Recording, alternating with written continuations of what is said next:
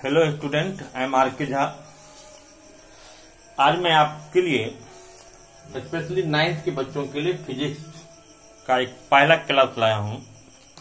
Chapter है motion कि इस चैप्टर में हम इसको स्टेप बाय स्टेप लेके जाएंगे, क्योंकि ये 3-4 क्लास जब होगा तब आप मोशन को समझेंगे। अगर मैं स्टार्टिंग में आपको मोशन क्या होता है, रेस्ट क्या होता है, बस ये बता दूं, कहो कि मोशन हो गया, तो ये नहीं समझ में आएगा।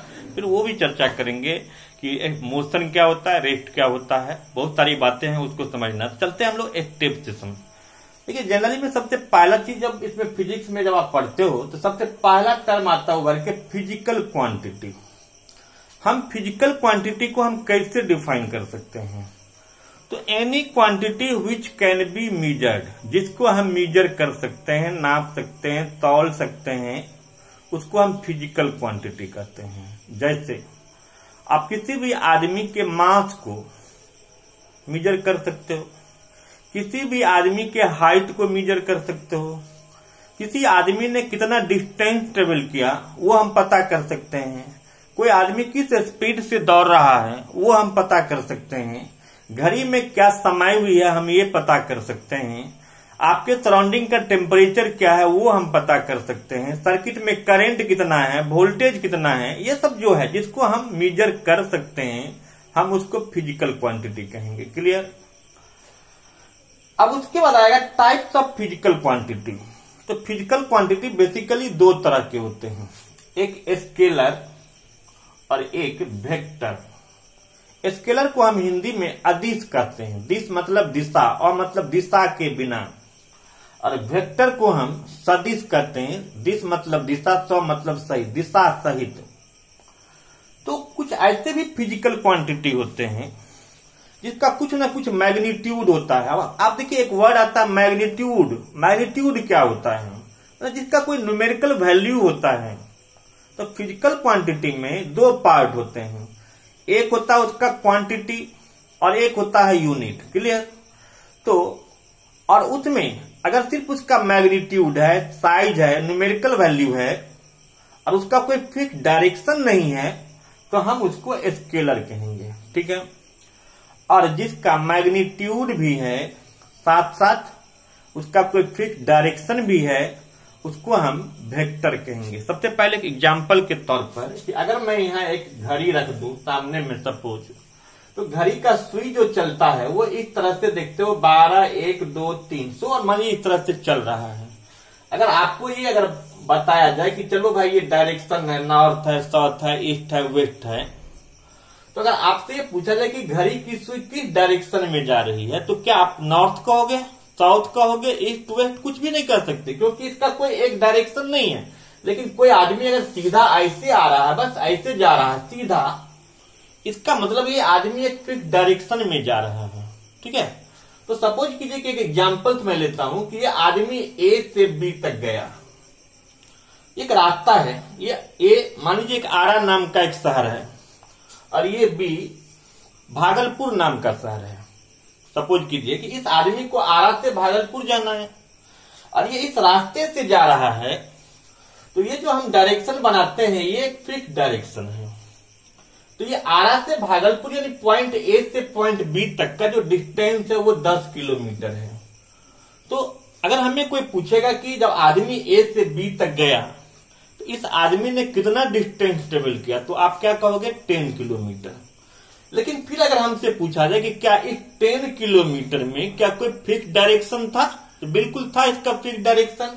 अब जैसे आप देखो, ये नॉर्थ है, ये साउथ है, ये वेस्ट है और ये ईस्ट, हम इसको लिखते हैं, और ये ओरिजिन है, इसको हम स्टार्टिंग पॉइंट जनरली समझते हैं। तो अगर ए से वो चलना शुरू किया तो ये इसका स्टार्टिंग पॉइंट है और जिस पॉइंट तक वो जा रहा है वो उसका फाइनल पॉइंट है। क्लियर? तो जब ये ए से बी तक आ रहा है, सपोज कीजिए कि अगर मैं इसको ए मान लू और इसको बी, तो किस डायरेक्शन में आ रहा है? इस डायरेक्शन में आ रहा है, मतलब फिक्स डायरेक्शन है। और इस डायरेक्शन में कितना किलोमीटर आ रहा है? 10 किलोमीटर आ रहा है। 10 किलोमीटर मैग्नीट्यूड हो गया। क्लियर? और साथ ये 10 किलोमीटर इस डायरेक्शन में है, तो हम इसको क्या कहेंगे कि ये वेक्टर है। क्यों है वेक्टर? क्योंकि इसका मैग्नीट्यूड भी है और डायरेक्शन भी है। क्लियर? अब दूसरा देखिए कि अगर इसी इस आदमी को फिर किसी दूसरे दिन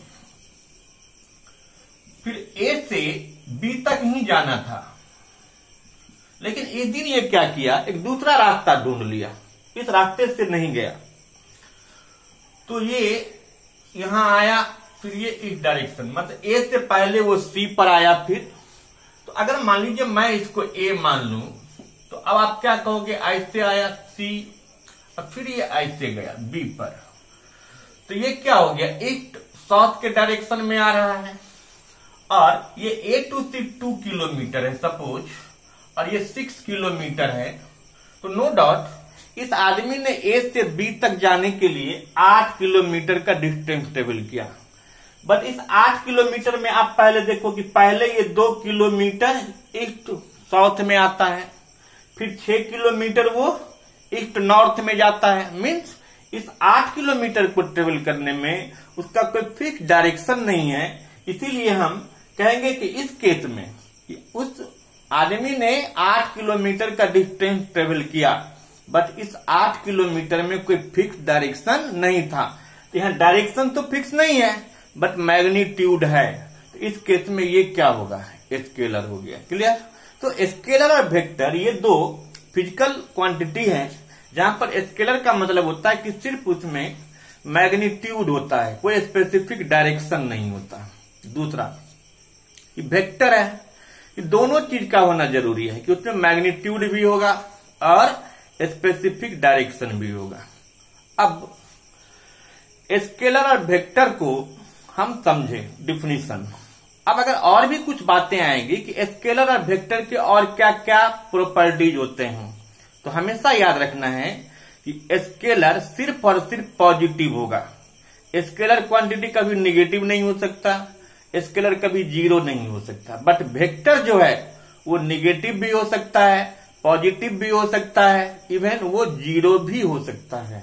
तो दो डिफिनीशन, अभी 2 पॉइंट हुआ कि अगर क्वेश्चन आएगा कि स्केलर और वेक्टर के बीच में डिफरेंस हमको बताना था, तो अभी मैंने 2 डिफरेंस बताया। तो डिफिनीशन, दूसरा उसका क्वांटिटी, और तीसरा केस में हम ये भी बता सकते हैं कि ऐसा केस बन सकता है कि जो स्केलर होगा वही वेक्टर होगा। आगे हम एग्जांपल से समझेंगे। तो स्केलर और वेक्टर बराबर हो सकता है, बट कभी ऐसा कोई केस नहीं हो सकता जहां स्केलर कम हो जाए और वेक्टर ज्यादा होगा। सिर्फ और सिर्फ ये केस होंगे, या तो स्केलर वेक्टर के बराबर होगा या स्केलर वेक्टर से बड़ा होगा। लेकिन वेक्टर स्केलर के बराबर भी हो सकता है, बट वेक्टर स्केलर से छोटा भी हो सकता है। तो ये 3 पॉइंट को हम इसके डिफरेंस में बता सकते हैं। स्केलर का कहेंगे तो क्या कहेंगे कि it has only magnitude but no specific direction, it is always positive, it may be equal और ग्रेटर देन वेक्टर। जब वेक्टर की बात आएगी तो इसमें कहेंगे it has both magnitude as well as direction. इसमें कहेंगे कि वेक्टर में भी निगेटिव, पॉजिटिव और जीरो। फिर हम तीसरी बात कहेंगे कि वेक्टर स्केलर के बराबर भी हो सकता है या वेक्टर स्केलर से छोटा होगा। क्लियर। तो अभी तक हम लोग समझे कि फिजिकल क्वांटिटी क्या होता है, टाइप्स ऑफ फिजिकल क्वांटिटी क्या है, फिर 2 तरह के फिजिकल क्वांटिटी हैं, स्केलर और वेक्टर है। हम स्केलर को कैसे डिफाइन करेंगे, वेक्टर को कैसे डिफाइन करेंगे। फिर अब आप कहेंगे कि स्केलर का एग्जाम्पल क्या होगा। तो मैंने कहा कि स्केलर में कोई फिक्स डायरेक्शन नहीं होता। तो टाइम जो घड़ी का जो सुई चलता है उसमें कोई फिक्स डायरेक्शन नहीं है, तो टाइम क्या होगा, स्केलर हो गया। लेकिन जब हम कोई डिस्टेंस कहीं ट्रेवल करते हैं, जैसे ये कोई आदमी डिस्टेंस को ट्रेवल किया, तो ये क्या है, स्केलर।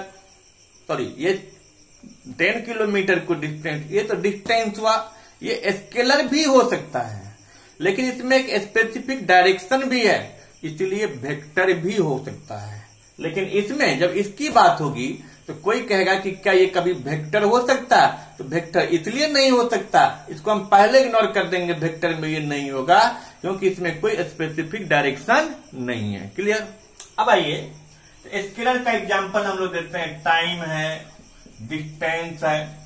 वेक्टर का हम जैसे देंगे डिस्प्लेसमेंट है, वेलोसिटी है, बहुत सारे टर्म है। जब आप खुद समझोगे आगे जब जाओगे तो उसके बाद आपके पास कई एग्जाम्पल्स हो जाएंगे स्केलर और वेक्टर को। तो हम लोग आगे बढ़ते हैं। अब डिस्टेंस और डिस्प्लेसमेंट क्या होता है। तो सबसे पहले आपको ये समझना है कि डिस्टेंस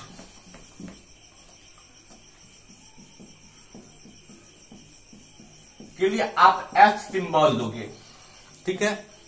जब डिस्प्लेसमेंट लिखेंगे हम तो डिस्प्लेसमेंट के लिए आप डी सिंबल देंगे। अब डिस्टेंस और डिस्प्लेसमेंट में क्या अंतर है। अगर कोई कहे कि कोई आदमी अलोंग ए स्ट्रेट पाथ जाता है ए टू बी, इसका डिस्टेंस ट्रेवल कितना होगा। नो डाउट आप कहोगे 10 किलोमीटर। अगर कोई आदमी इस फिगर के अकॉर्डिंगली ए से बी भाया सी जाता है थ्रू सी पॉइंट का, तो आप क्या कहोगे कि ये 8 किलोमीटर का डिस्टेंस ट्रेवल हुआ। बट इस 10 किलोमीटर में अब एक एग्जांपल से मैं आपको समझाता हूं कि सपोज कीजिए कि हमें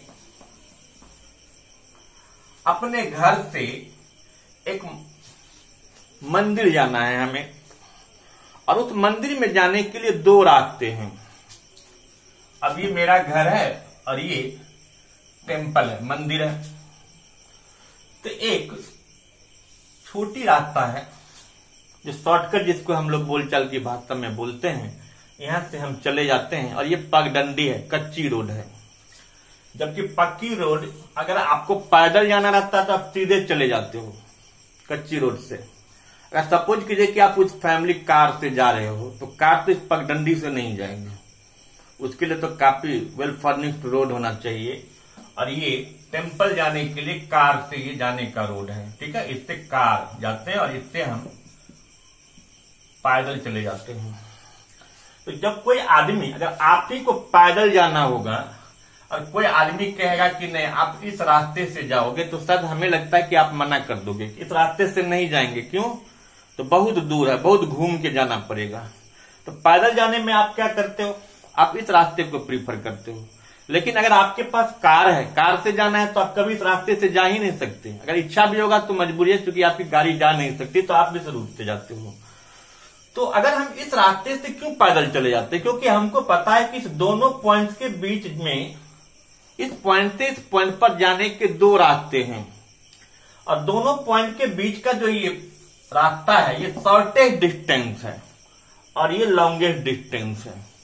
तो डिस्टेंस का मतलब क्या हुआ? तो डिस्टेंस का मतलब हुआ the total length of the actual path, the total length of the actual path through which a body covers it's journey.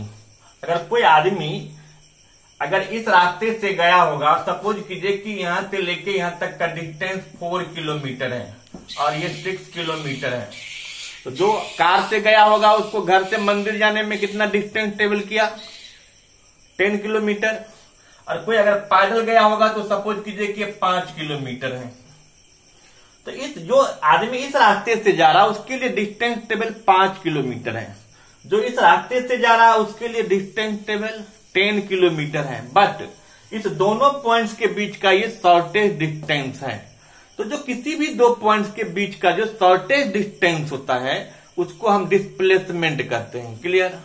और किसी भी 2 पॉइंट्स के बीच का total length of the actual path होता है, और वो total length of actual path irrespective of direction हो सकता है। अगर उसमें कोई फिक्स डायरेक्शन नहीं भी है और total length of actual path है, तो हम क्या कहेंगे कि यहां पर डिस्टेंस जो है, डिस्टेंस वो 10 किलोमीटर हो गया और डिस्प्लेसमेंट कितना हो गया?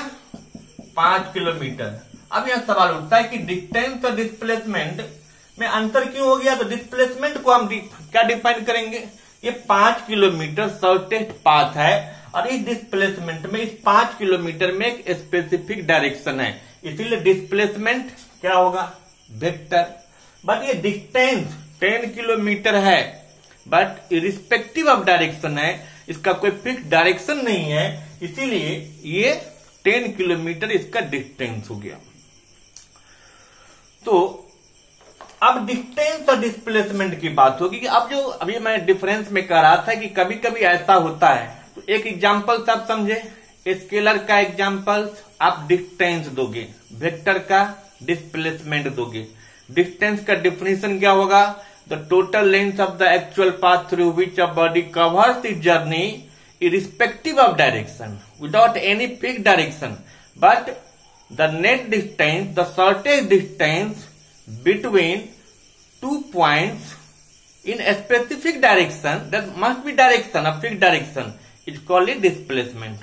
But now question is there any situation in which distance and displacement both will be equal? Suppose I am extending here and just I move 1 kilometer straight A to B, and in that situation someone will ask me what distance I have covered. Then I will say 2 kilometer or 1 kilometer. Suppose 1 kilometer I have traveled in a straight. It means I am traveling in a straight way. It means a specific direction. So I have traveled a distance of 1 kilometer. But what the displacement will be? In this case, that is also displacement, because there is no any shortest path other this. So here distance is that, same is the displacement. So question is in what case distance and displacement will be same? Then we have to say when a body covers a certain distance along a straight path and does not return back at the initial point. Initial point means the point from where the body has started its journey. If a body moves along the straight path and does not return back at the initial point, in that case distance is what? That will be the displacement. Okay. Now suppose this time just see, if I have traveled A to B 1 kilometer, so this 1 kilometer is distance as well as displacement also. But now case 2, see, if I move A to B and return back at A, then total distance traveled by me will be 1, and returning 1, that will be 2 kilometer. But in this 2 kilometer, first I move in each direction, then return back in west direction. So there is no any specific direction. Then this 1 and plus 1, that will be 2 kilometer is the distance traveled. But now the body had traveled its journey from the A, and its final point once again has become A. So when the body returns back at the initial point, in that situation displacement will be 0. So now question is when displacement will be 0. So when a body covers a journey and returns back at initial point, then the displacement will be 0. For example, say if it is not necessary it happens in the linear motion, it may be in circular motion. In next class I will explain motion. So suppose a body moves along the circular path and this is the initial point along this through.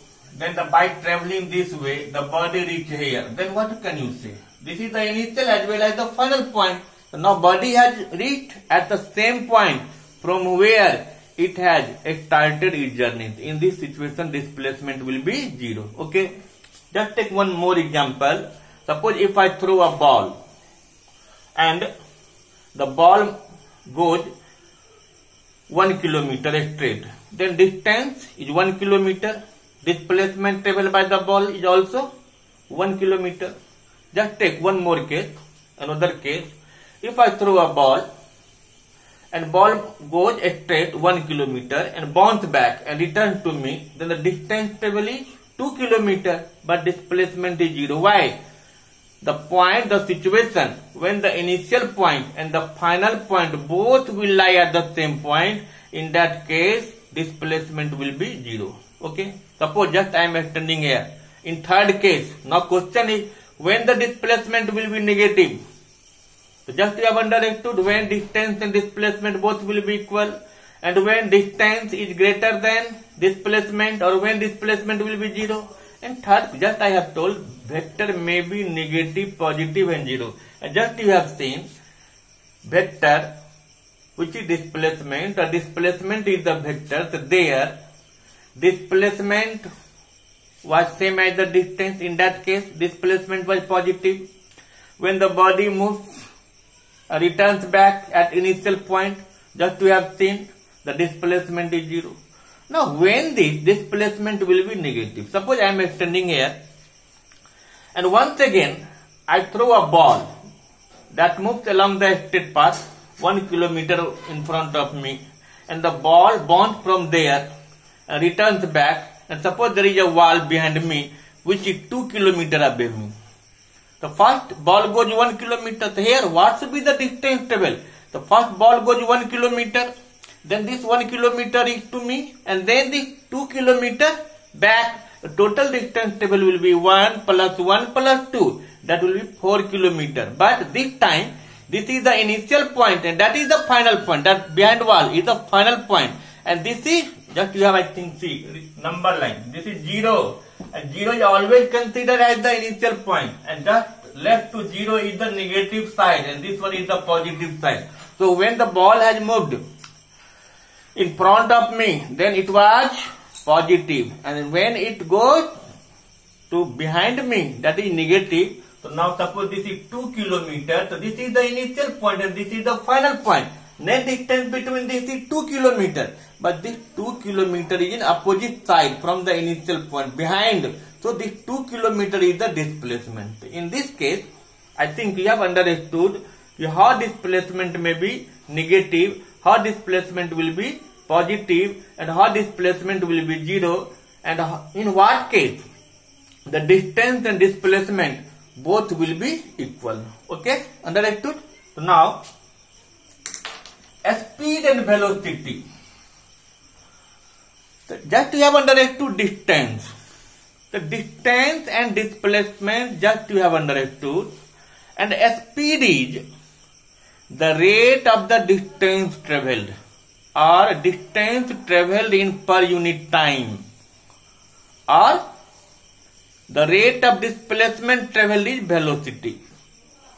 The speed is the rate of distance travelled and velocity is the rate of displacement travelled. The rate means what? In per unit time. So speed can be defined as speed is equal to distance by time, and velocity is displacement by time. One more thing you have to remember, the SI unit of distance and displacement is meter. Okay. So how we can define a speed? The speed is defined as the distance travelled in per unit time, and velocity is defined as the displacement travelled in per unit time. So this time is a scalar, this distance is a scalar, and one thing you always keep remember, a scalar divided by a scalar will be a scalar, okay, and vector divided by a scalar will be vector. So this one is the scalar, this one is the scalar. So this overall this one will be the scalar quantity. So speed is a scalar, velocity is vector, speed is the rate of distance travel and velocity is the rate of displacement travel. Now, what is the SI unit of speed? What is the SI unit of velocity? So see, the SI unit of distance is meter and SI unit of time is second. So that will be meter per second. Similarly, the SI unit of displacement is meter and SI unit of time is second, that is meter per second. Now, but one more question is there. Suppose someone has taken distance in kilometer and time in hour, then SI unit will be kilometer per hour. That is not wrong. That may be right. And we may write, but generally in physics we used to write in proper SI unit because every physical quantity has given its proper SI unit.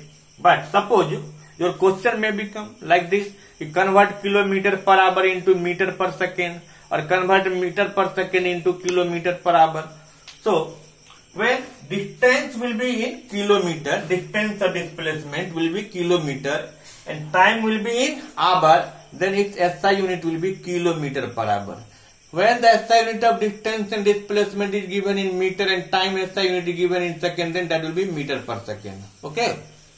So now, how this can be? Suppose some questions will be for conversion the SI unit, one from one SI unit to other SI unit. For example, convert kilometer per hour into meter per second. So kilometer per hour means 1 kilometer by 1 hour. Okay. And 1 kilometer is 1000 meter. And 1 hour is 3600 seconds. So this double zero will be cancelled. And 2 5 ja and this 18 2 ja, that is 5 by 18 meter per second. So what we can remember? 1 kilometer per hour is equal to 5 by 18 meter per second. Okay. So 1 kilometer per hour is equal to 5 by 18 meter per second. So you have to keep remember, whenever you have to convert kilometer per hour into meter per second, in that situation, kilometer per hour must be multiplied by 5 by 18. And when kilometer per hour will be multiplied by 5 by 18, then that will be meter per second. And when suppose meter per second is given and we have to convert them into kilometer per hour, then that meter per second must be multiplied by 18 by 5. Then meter per second will be converted into kilometer per hour, and this way we can solve. So in today you have learned what is physical quantity, how many types of physical quantities are there, 2 types, scalar vector, and distance, displacement, nature of scalar and vector, SI unit of distance and displacement, how we can convert kilometer per hour into meter per second and meter per second into kilometer per hour. And in my next class, once again I will carry this and you will see and enjoy it. Thank you.